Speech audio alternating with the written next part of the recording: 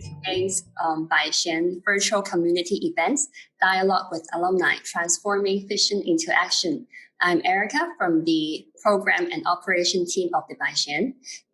Today, we are very happy that we have invited 3 Baishan alumni from different cohorts to join us to share how they transform their vision into action through launching their projects and business. Let me introduce the moderator of today, Ms. Ayano Sasaki. She is from the 2018 cohort. She is also the founder of Mirat and the co-founder of the Least Asia. She is currently a Schwarzman Scholar of Class 2021. Ayano, hello. Hi. And now I'll now pass the stage to you. Thank you, Aligar. Good evening, everyone. I'm Ayano Sasaki. I will be facilitating today's alumni talk session. First of all, I just want to express my sincere gratitude to Baishan Institute for giving us this amazing opportunity, and to today's guests, Sho Hayashi and Daum Kim. Thank you for your time, Sho and Daumi. I am sure that all the audience is now so excited to hear from you too. So let's get started with your self-introduction. Just for the reminder to audience, if you have any question for today's guest, please send us your question by using the Zoom chat function. So Sho, should we start? Please. All right. Hi, everyone. My name is Sho Hayashi. Let me share my screen. All right. Do you see it okay? Yep. All right. Yes. So who am I? So I was a Baishan Scholar back in 2014 to 15 when I was studying at Peking University. I was part of something called Campus Asia program, which is a joint degree program between the University of Tokyo, Seoul National University, and Peking University. And I was majoring in innovation policy. After that, instead of choosing a career path in corporations, I decided to devote myself for my own organization that I started back in my undergrad days called Biz Japan. And there, I created a community of young students in supporting them start their own projects to become more entrepreneurial. And after a while, I decided to move on, and I made Biz Japan sustainable so that it works without me. So I decided to move on to management consulting at A.T. Kearney. I spent a few years, and then I became independent again. Then what I'm doing now? My main role right now is a sustainability and innovation policy specialist at Obuse town in Nagano, Japan. Obuse is a very small town which has population of 11,000, but it's also famous for creative urban design and also policy making processes. And here I'm in charge of sustainability policy as well as a lot of alliances with private companies in organizing workshops with citizens and also public officials to draw vision of the town and make it into public policy. I'm also a committee member at the Ministry of Economy, Trade and Industry of Japan for their innovation policy. And I also participate in a lot of workshops, and recently, just like a few weeks ago on November 30th, we published our proposal officially to the government. I also do startup incubation or market entry at the company called EdJob, which is a platform to support a lot of creators and entrepreneurs to grow their vision and businesses. And also, I still keep working for Biz Japan, my own organization, and support a lot of students launch their own projects. And I also have a biz dev and education program coordination role at a company called HLab, which is a company that my friend started. And we've just opened a student dormitory in the center of Tokyo, which looks like this, on December 1st. And I am in charge of creating a learning program for the residents. I also run urban design and policymaking workshops in different places. Recently, I had a project with a company called Aflac, the insurance company, together with a city called Chofu in Tokyo and a university called Electric Communication University in Japan. And I facilitated a workshop where both Aflac employees and also university students can brainstorm their ideas and how they can improve the city. And ultimately, we propose it to the city's government. I'm also part of something called Global Shapers Community under the World Economic Forum. And there I also launch a lot of projects, including empowerment of senior citizens and also reconstruction or community planning for Fukushima. Yeah, the empowerment senior citizens project received a national award of innovation. And also, we've just went to Fukushima. I've coordinated this study tour in Fukushima like 2 weeks ago, and I am involved in the policy making process on how to make Fukushima more vibrant again after the disastrous nuclear accident.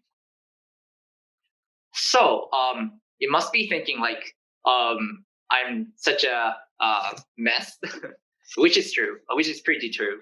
But I actually stick to my goal, which is to make 8 billion entrepreneurs on the planet.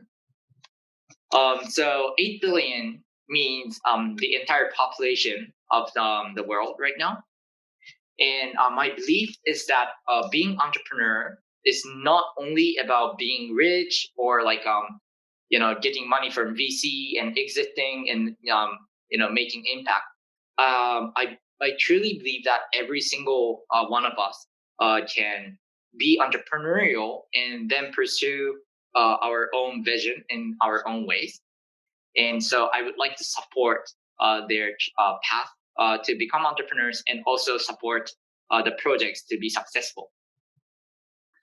And the reason I am now mainly involved in Obuse Town is that I believe society is a great platform where everyone can take part in, or everyone already takes part in and achieve their goals. And so, yeah, if everyone can be entrepreneurial, they can achieve both personal happiness as well as social happiness by contributing to the society. That's my belief.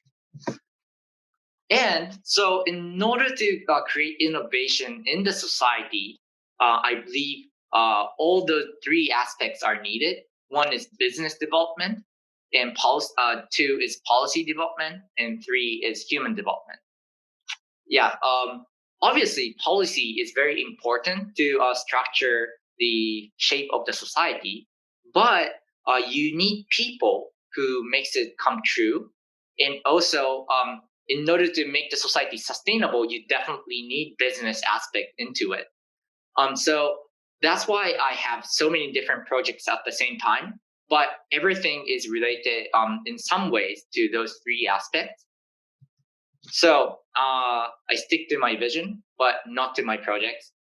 So my belief is that you can start like a micro projects in while having like different roles in different organizations, but that can lead up to making this world a little bit great place. Yeah, thank you. That's me.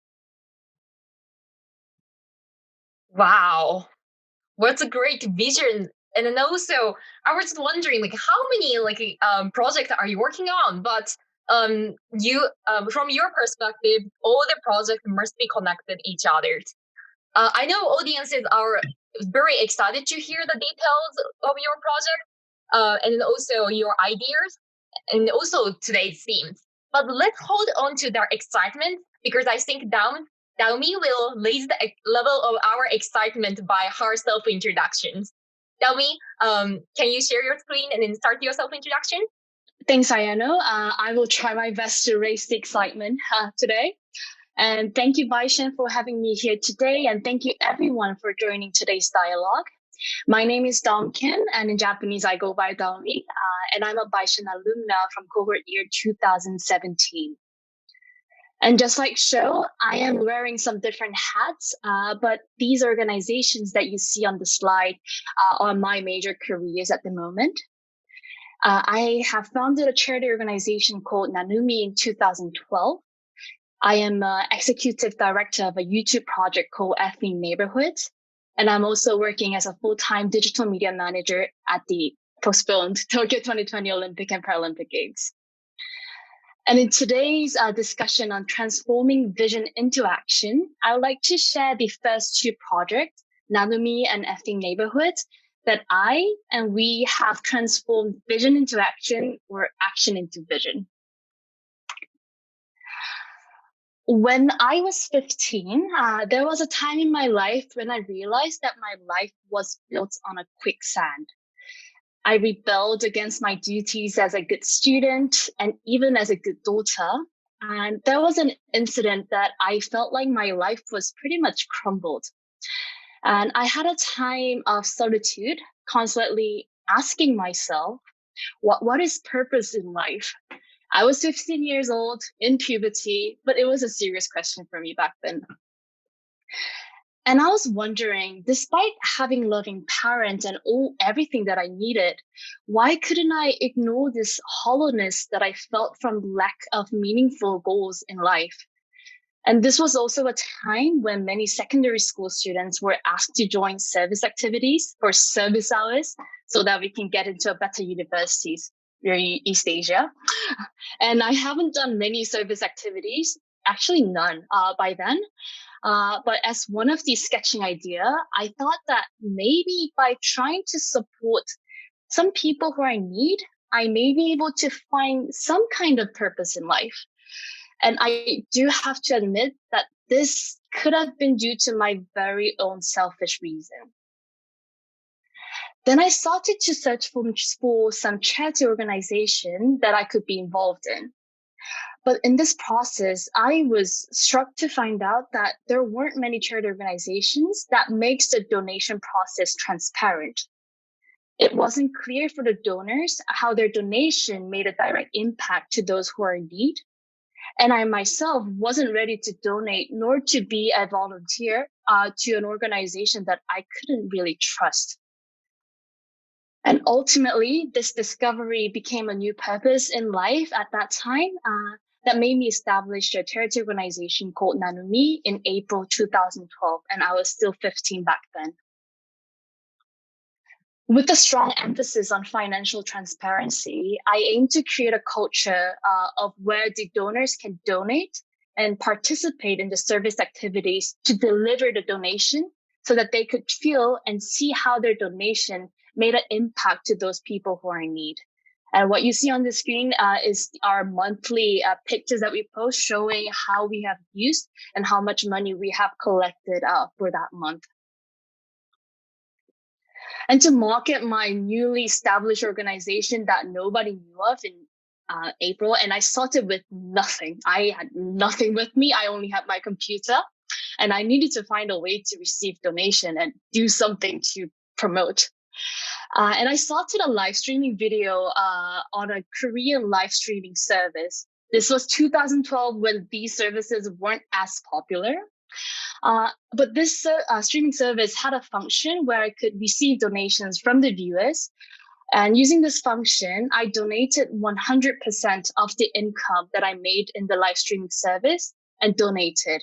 And people who have donated me through that live streaming service were automatically converted into donators of Nanumi.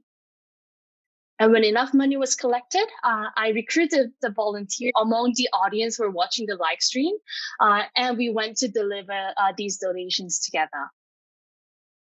I also used a Facebook page. Once again, this was 2012 when Facebook was still a blue ocean, not anymore. That I started a brand page on Facebook. And very fortunately, one of our posts went viral in November 2012. with 156,000 likes on Facebook. And this allowed me to find hundreds of volunteers and donators who are still with us even today in 2020. This is a picture of when we donated 4,000 cold brickets to poor senior citizens in Seoul, Gangso area. I was looking for 50 volunteers to help me to donate these, but 250 people applied. But what was impressive was all of us met online, didn't know who we were, but we gathered at one place on a heavy snow day and delivered the core briquettes to warm the houses for the senior citizens throughout the winter. This was when I discovered that how lucky we are to be living in a digital world where individuals whom we didn't know of can come together, stay connected, and make an impact. It was actually the digital media that helped me to start from one to a charity organization with more than 500 members. And we're living in an era where we can start on any kind of action from scratch at any time. And just to give you a touch of a Baishan, this was a new program that I launched after the Baishan summer program in 2018. Because before the summer program, I hadn't really thought about having global volunteers to conduct service activities in Korea. But with my experience in the summer program in Beijing with my fellows, made me realize that even without having to speak the same language, our hearts can be shared. And from this lesson, we have launched the first global volunteer program in 2018 November, with 12 different nationalities joining the community. Nanumi is still running, now with 3 additional volunteer staff as members, helping me with the operation. And while Nanumi has helped others experience the joy of giving and receiving, it perhaps spurred my maturation and growth the most since 2012. Now, I would like to talk about my second project, Ethnic Neighborhoods. And I hope this can give you a different insight from Nanumi. And I am sorry if I go against this topic of today's dialogue, as this project was rather an action turned into vision, not vision turning into an action. On the right side is Hiro-san. I met Hiro in 2016 when he came to Keio University, where I graduated from, to introduce our campus for a show on NHK, which became a chance for us to work together on NHK afterwards. And when I started to get close to him, I realized that Hiro had so many multicultural experiences that he gained from New York, and he knew so many restaurants in Japan that you can't even find on Google Maps, and that those places serves exotic foods. And as a girl raised in China, trying different cuisines was always my favorite thing to do. And I absolutely loved restaurants. I went with Hiro for meetings. Yes, for meetings, even if I couldn't understand what was written on the menu in Japan.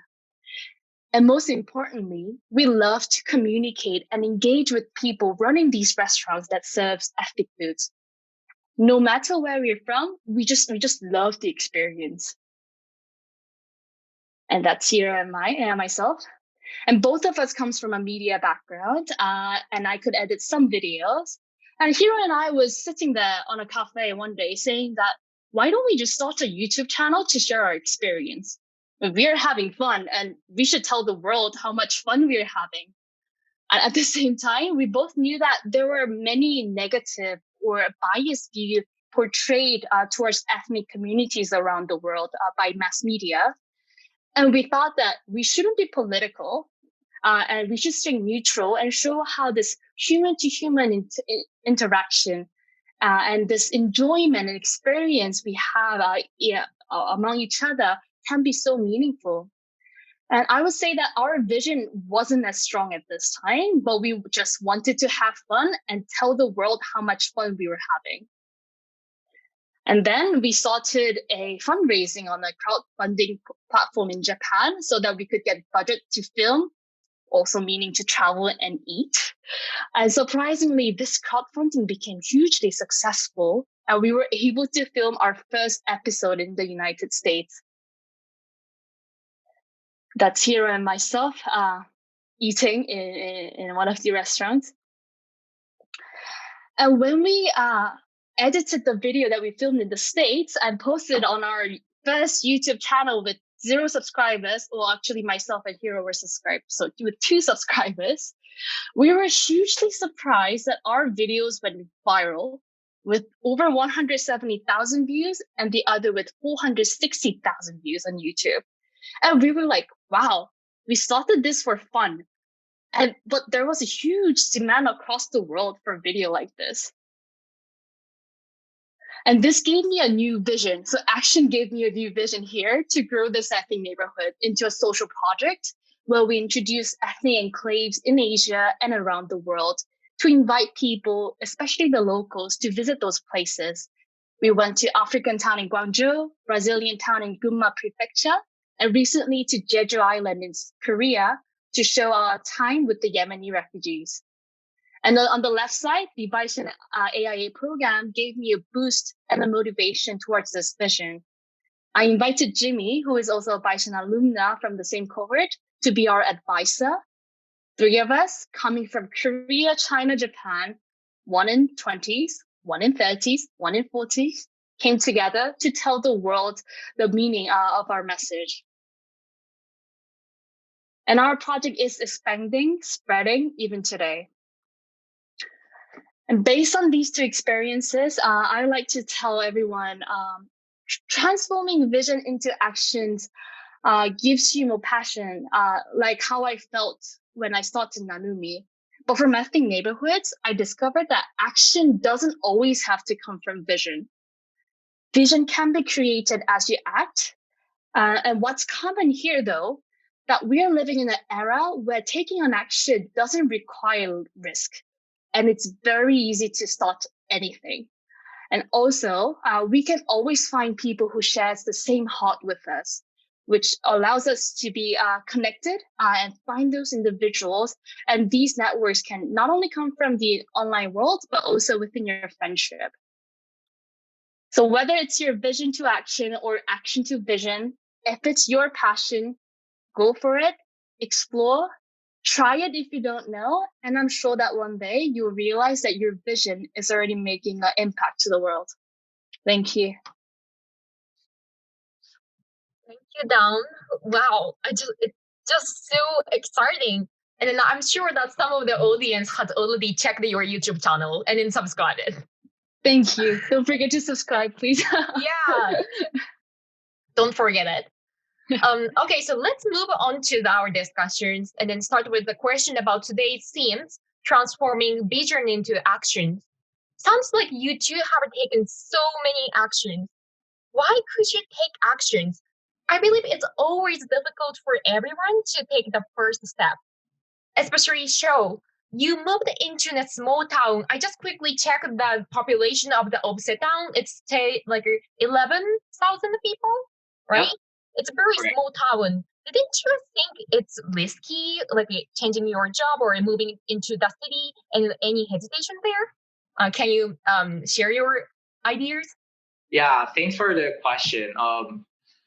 Initially, a lot of people tell me that, wow, like you completely changed your direction from like doing startups and investment in Tokyo from to moving into this small town in Nagano.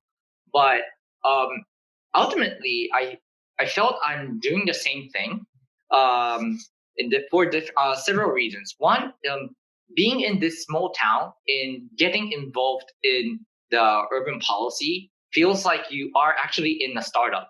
So I feel like I changed my job to this startup called Obuse Town, which happens to be a town, because you can talk to the mayor, so CEO, you can talk to the CEO or mayor anytime, and the decision making is super fast. And also, but there's not enough resources like human capacity. So if you suggest something, that means you most likely have to do it yourself. So here in Obuse, I propose and I get the approval, and then I just do it myself. And it's great to feel that I can actually change and commit to the society as a whole. That's one. And also, I got a little bit frustrated just sitting in a chair in Tokyo. Like there are a lot of consultants, or advisors who predict this is how society should look like in the future. But who's gonna actually make it happen? There has to be someone who actually get their hands dirty in change the society. And I felt that without um taking part in that part, I'll be just you know be an arrogant consultant sitting in the chair in Tokyo, and I didn't want that. And the third reason is like, why not?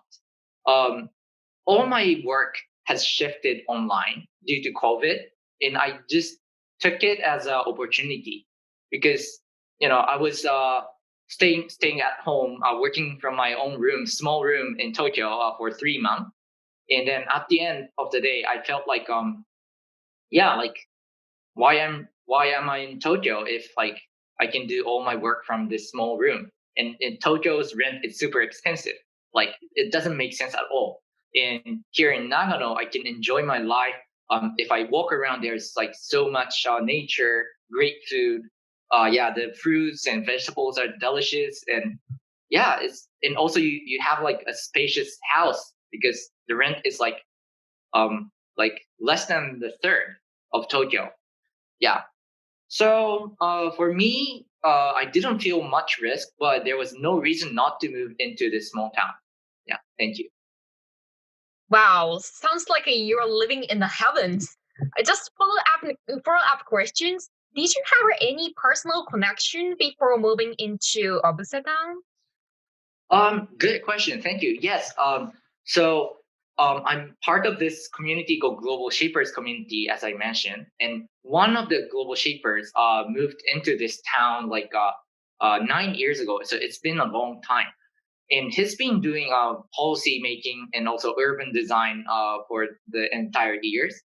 And I just 2 years ago in 2018, I decided to visit this town just to for tourism and just talk to my friend.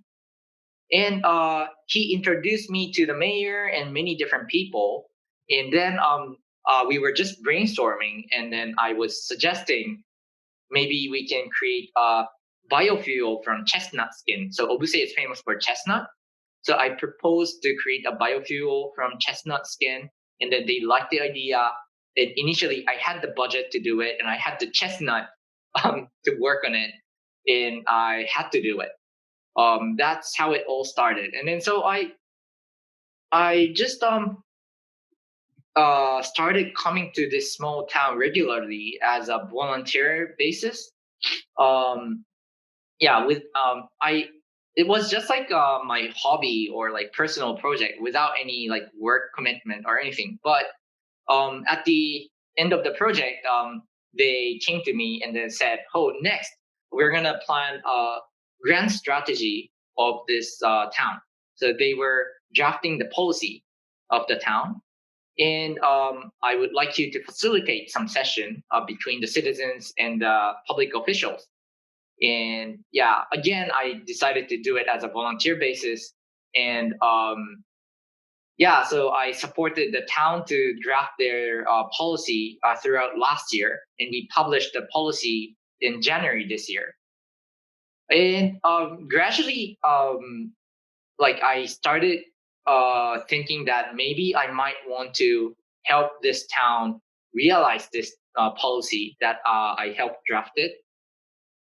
Yeah, because otherwise, I'll be again an arrogant advisor sitting in Tokyo and saying something and then just imposing it to the local people.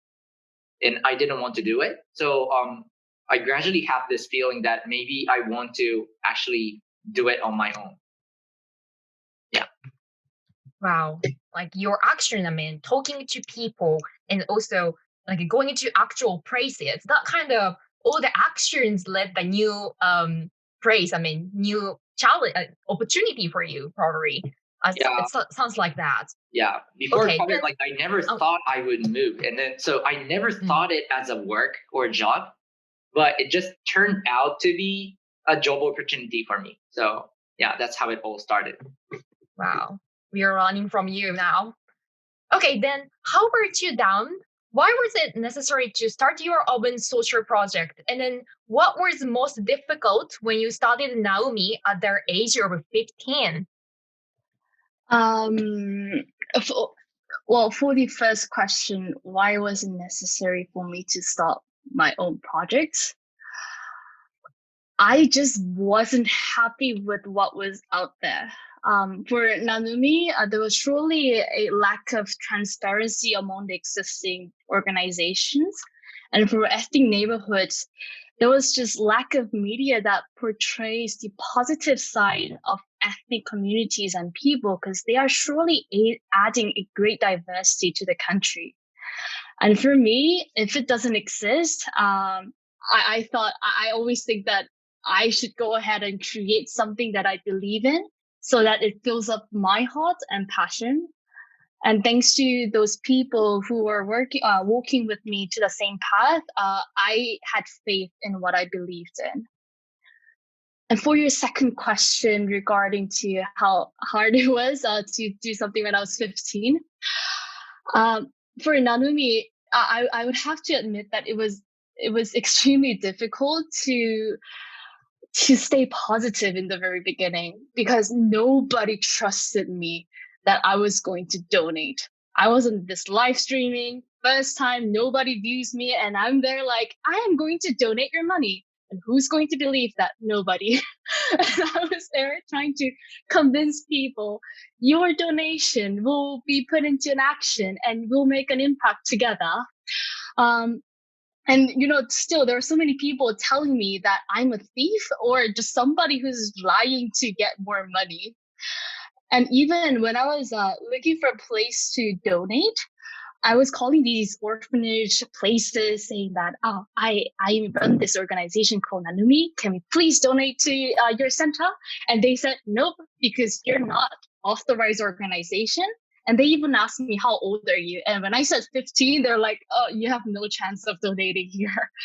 So what I did was I listed out at least 50 organizations that I could find online. And then I called every single one of them until I found one place that accepted me. And that place, we're still even going to that service activity to that place even today. And also, even though most of the people did not believe me in the first place, there was still some people, handful of people, or sometimes even one person only that believes in you. And it's because of that handful number of people who believed in me, I was able to keep up with my motivation, and I was able to prove that I was taking action with them. And I think that's what took Nanami and ethnic neighborhoods to today. Wow. Thank you. 50 organizations. Keep calling. I just wonder, why could you do that at the age of 15? And then also, you know what? When I'm listening to your story and then also share the stories, I felt that you two are so honest with your feeling and passion and visions. Sometimes we just doubt in myself, sometimes we're skeptical. And then, I'm feeling I have a passion for this, but probably someone has more passion on it, or something like that. But I just feel like you two are so honest, in yourself. Okay. Some people submitted their question to you, to you when they registered for this event. So let's pick up a question from them. So this question is from Kiala, Baishan's Collins Scholars. So the question is, what would you say is the most important things to focus on when starting your own company or project, in the business administration side as well as the idea side? Sure, do you want to take first? Sure. That's a difficult question though. If you had the answer, you'll be successful already, I guess. And to me, it is to be honest to my passion. Yeah, people look at you and then they know if you're not being honest to yourself. Even if something might make money, people see why you are doing it, and if it doesn't make sense, they can pick it. And also, it won't be sustainable for yourself because starting something requires a lot of energy. So not being happy with your own what you're doing yourself, you won't be able to make it through. And but it doesn't mean you shouldn't aim for the money. Like it is a great aspect, or something that you cannot neglect. So but sorry, to answer to the question, to me the most important thing is to be honest to yourself. How about you, Daum? I really resonate with you, and I have a very similar answer to you. I think it's to focus on what's unique about you and what's important to you, especially when starting something. It's I don't have a business, but I do have mine is more of a project. But I feel like it is a lonely journey to try to break these walls that are in front of you, to get to where you want to go to. And in that process, it's lonely. I think that's all what I could say. And in order for you to keep up with your passion, stay what's unique to you. Know, like, you have to understand your strength and your uniqueness and be confident about it. And of course, be honest, like what Sho said. Be honest, be confident with your own skills, and hang in there. And eventually that will bring you to where you want to go. Yeah, let me add up. So business models doesn't really matter in a way, as long as you know why you're doing it. If your business model doesn't work out, you immediately feel like digging down on why it didn't go well, and then come up with different solutions, and you can pivot anytime. So your initial business models doesn't really matter, as long as you have your internal motivation. I really like this point, and I think this is when I talk about it can be action to vision, because your vision may change throughout your journey. And once you go into that field and in the industry, you will see what was lacking in what you had, and it's okay to shape your vision throughout. So I think trying it first and shape it as you go through that journey is the key here. Yeah, exactly. And you cannot do that unless you take the action. Yes, exactly. Well, like you sure keep saying that the reason is going to be very important for taking the actions and also transform into the actions. I just the show said that you want to have like an 8 billion entrepreneur in this world, and then also down are talking about multicultural things and so on. I'm just wondering where did they come from? Like how did you get that that reason? Okay, I'll start. So it all comes down to my experience of starting Biz Japan.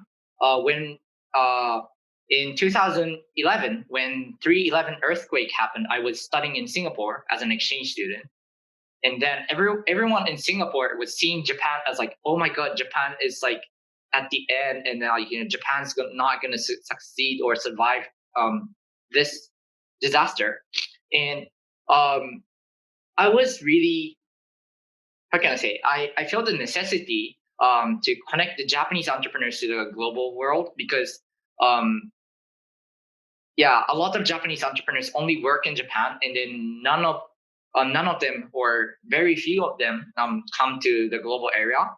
So outside world didn't have the opportunity to get to know to those Japanese entrepreneurs. So I started Biz Japan in order to connect people in Singapore and entrepreneurs in Japan.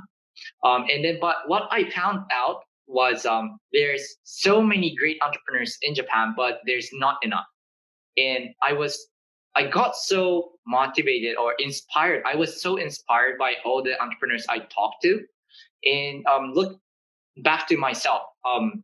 Back then, I wanted to become a diplomat, and I was questioning, why do I want to become a diplomat? And I never thought of doing something on my own. And I gradually felt that like we need more of those entrepreneurs in this society, especially in Japan or Asia, where people are so used to choosing options um, instead of creating on their own. And so that's why I kind of shifted the focus of Biz Japan from international exchange into more entrepreneurship education within Japan. And then that itself was a startup experience for me. I started up this organization from scratch, and then it grew, and it became a global network of like 10 countries in the world and so on. And yeah, after that, I got even more confident in my vision that everyone can be entrepreneur. I never thought I would be an entrepreneur, but everyone can start their own project and get their meaning in their life. Sorry, it got a bit long, but yeah. How about you, Daum? I think for me, my vision of trying to connect people across culture comes from more of a personal reason. So just to give you a background of myself, I am a Korean with Korean parents, but I was raised in China since I was 8.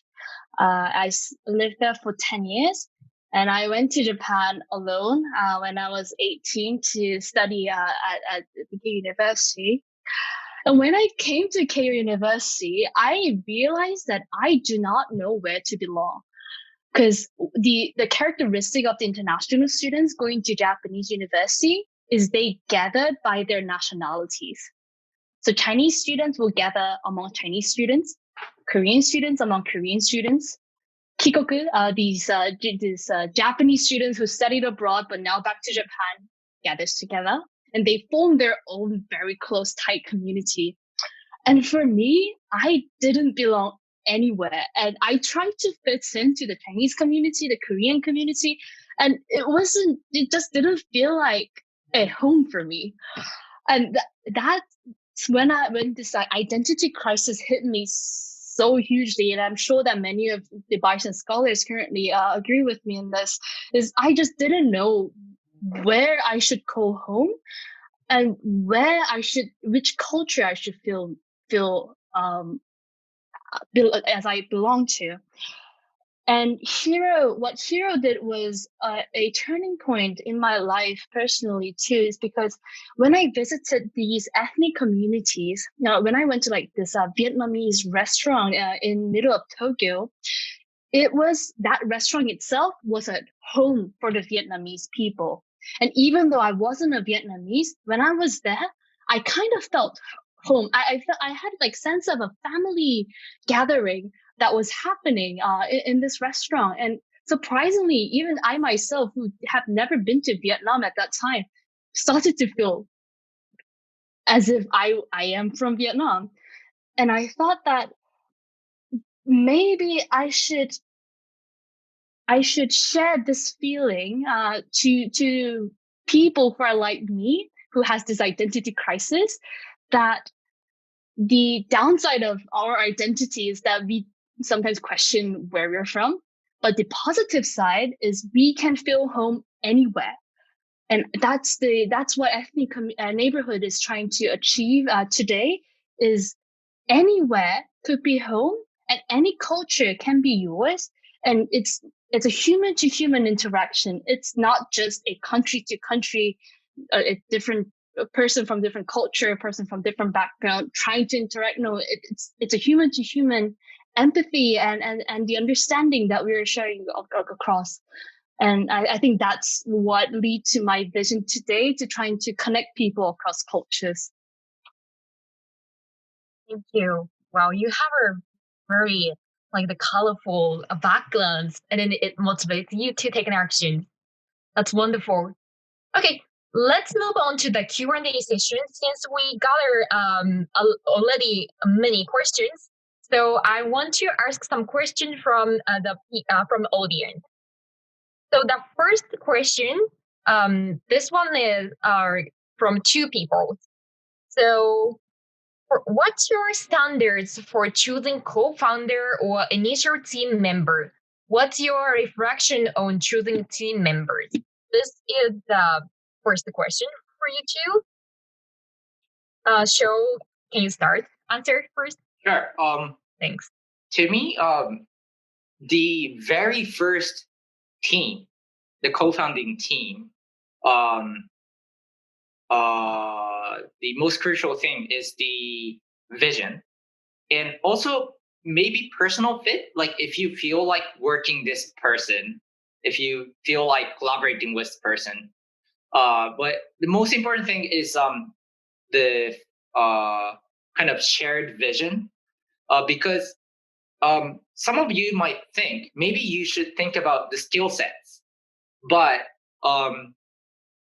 at the very founding stage, you most probably have to do everything by yourself. And so, many entrepreneurs say that, they didn't have any of the skill sets and they just did it and then learned through the action. So, but the most important thing and most difficult thing is to keep sticking to your own project in the difficulties. And that is possible only if people resonate with your vision. Yeah, and then once the project kicks off, then gradually you'll start thinking about what is missing in this team in order to make it successful. It could be like accounting, or it could be like sales or different skill sets. So that's at least for me, that's when you start thinking about skill sets, and then like finding people who has the skill sets that you don't have. How about you, Daum? I think shared vision is the key when finding the co-founders and initial team members. But I think that's a fact that everybody knows. But I was thinking, what are the characteristics of the team that I have established for Nanumi and ethnic neighborhoods? And I think there are 2 points. First is, this is my personal opinion, but all my team members have the same vision, but we have different strength. And I think the reason why I aim for different strength is because if there are 2 people with the very same passion with and goal, and running for the same thing, to reach that goal, there are many ways, many different purposes that you can design to reach that goal. But if you have this purpose and the other person has this purpose, trying to reach that goal, and if you cannot come up with an agreement, it gets difficult to move on with your project. So what I do with my team members is I find people with different strength and that I could trust. So these people can fill up the weaknesses that I have, and I can trust them so that I don't have to be involved in any of the major conflict that will impact the major decision making for the business or the project. And second is, I really value friendship among the team members and the co-founders, whether it is because whether it is that you have met them before, you knew them before as a friend, or that you have met them to achieve your vision. I think friendship is very important, but that friendship needs to be very honest, saying that if my team member thinks I am wrong, even though we're really good friends, he will tell me, you're wrong, Daum. We can't do this. I don't think this is the right decision. And I won't get offended personally. I may disagree with the opinion, but I do not get offended personally, because I know that that decision is for the project that we are running on. So to be able to be honest about your thought and having people with different strength, I think is the key for the project. Oh, let me add. I found it quite interesting because I never thought about finding people with different strengths. But I think one thing I stick to was voicing up that what I need and what is not going well, or like, so just talking to everyone on what I wanted to do, or like, what are the difficulties that I have, and then I, ask for help for many people. And gradually, so people who found they could do something with me within my team started to join. So I wasn't looking for the complementary relations, but people saw something missing in my team, and then they started joining in. I think that's what happened. Wow, I took the notes. Like, since I'm also, leading some group right now, and then sometimes I feel, it's really difficult to take the leadership in the teams, and also to make the group bigger and bigger. I mean, keep developing. So yeah, and then also I sometimes feel like hesitate to say I need help. So yeah, thank you so much for your tip. Time flies. Because of time restrictions, we can't answer all of the questions. But before we end the sessions, I would like to ask you two to give advice to people who are thinking about starting their own projects and also companies. So, Daum, can you start? Well, when I just heard that, I was like, am I in the right position to give an advice? But I think I can suggest. Well, I rebel a lot, and I don't really like to hear people saying that, oh, you have to look at these people who took their vision, their passion into action. Look at this amazing person who made an amazing social media platform called Facebook, and he's that far. What are you doing here? Like, I do not like to get compared. But saying that, I think we are just so lucky enough to be living in this era. Like I said in the introduction, that we can start anything at any moment, with no potential risk, or no risk at all. Like, it doesn't require you to have lots of money. I started with no money in the beginning. And just easy to even launch a page online. You can do that in a few minutes. So if you are thinking about doing anything, or if you want to do anything, don't hesitate. Just go for it. There's nothing for us to lose. I don't think there's anything for us to lose if we start up anything. And even if it fails, and if you don't get to reach the goal that you wanted to reach, it's okay, because I am sure that after a few months or a few years, you realize that even that failure became an asset for you. And I think only thing that we can do now is to do what you think you want to do. And now we have everything, like the platform, the people, all the assets that you need to start an action. Thank you. All right. So for me, this is a great topic. But if you hesitate just because someone else is saying otherwise, just do it. I think that's the most important thing. And like, for example, it's, as Daum said, there's no risk of starting your own project, because that's what makes you unique. When I decided not to directly work for a company after graduation, people saw it as a risk, huge risk, especially for Japanese company who hire people at the same time. But I had the reason why I had to choose that. I wanted to make my own organization more sustainable. And I've explained what I've done in my student period, and also what I've achieved through my own project, or what I could not achieve, and the reason why I wanted to move on. And then a lot of companies showed interest. They were like, wow, like there's no one else who've done something like that. So it wasn't a risk at all for me to move on to corporate life after that.